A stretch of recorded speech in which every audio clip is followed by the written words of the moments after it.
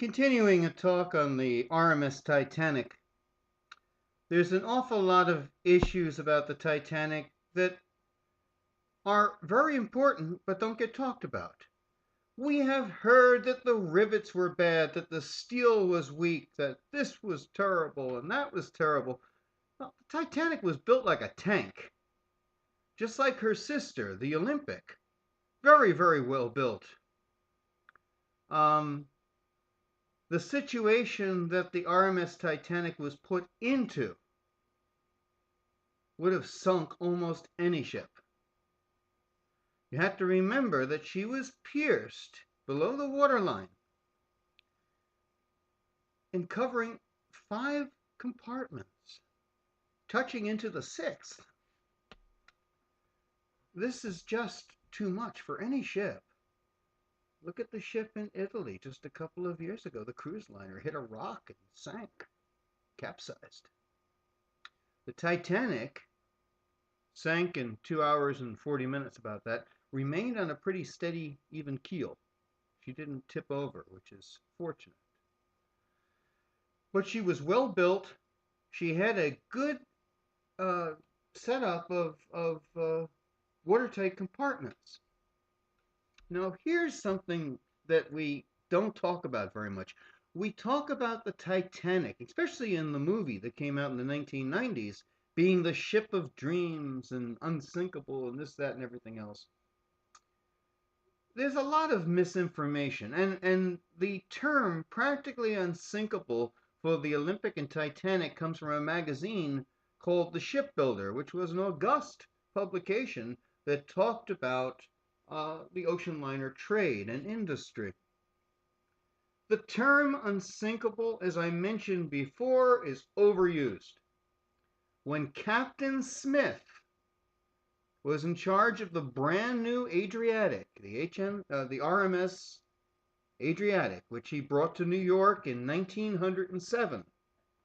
He was interviewed, and one of the things they talked about was, with the simple push of a button, the person who does so can render the vessel practically unsinkable. The same system that was in the Adriatic was in the Titanic, was in the Olympic. Wasn't new.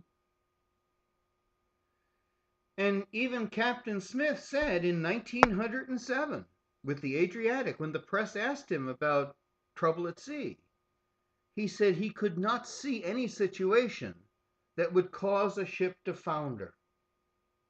He said modern shipbuilding has gone beyond that.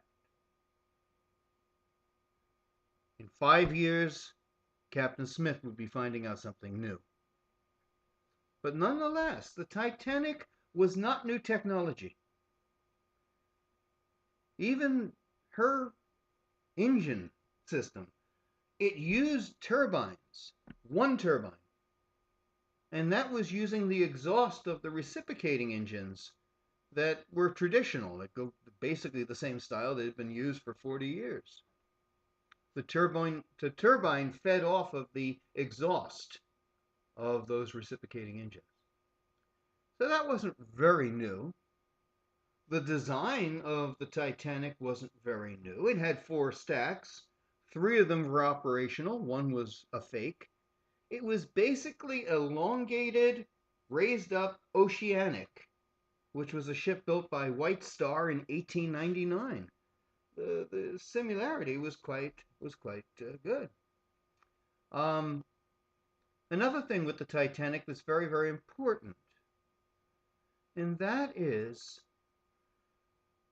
as time has gone by, we have adulterated a lot of the stories about the ship. As I mentioned before, when the ship was sinking, there was a lot of panic. And it's interesting where the panic was. It was in the area around the captain. I really don't think that Captain Smith knew exactly what to do. He was 62 years old. He had never been wrecked at sea. He didn't believe that modern shipbuilding could ever allow a ship to founder. And here he was on the most modern vessel in the world and being told by the designer of the ship that the ship was going to sink in 2 hours. And so I think there was a few problems with Captain Smith that night. And there was some weakness in the top of command. And so everyone tried to get people off the ship as best they could. There wasn't any set rule, but they were saying women and children first, and that was very true. Although one side of the ship kind of followed that, the other side of the ship didn't. If you think about it, Second Officer Lightoller was doing women and children first. And even if the ship wasn't, or the lifeboat wasn't filled up, he wouldn't allow men, which I think is rather stupid. On the other side, they would have women and children go in. If they didn't have any around, they would allow men to go in, which only makes sense. This went on for a while until they got most of the ships off. I'm calling them ships, the little lifeboats. Now, getting back to those lifeboats, very important. There were 16 wooden lifeboats.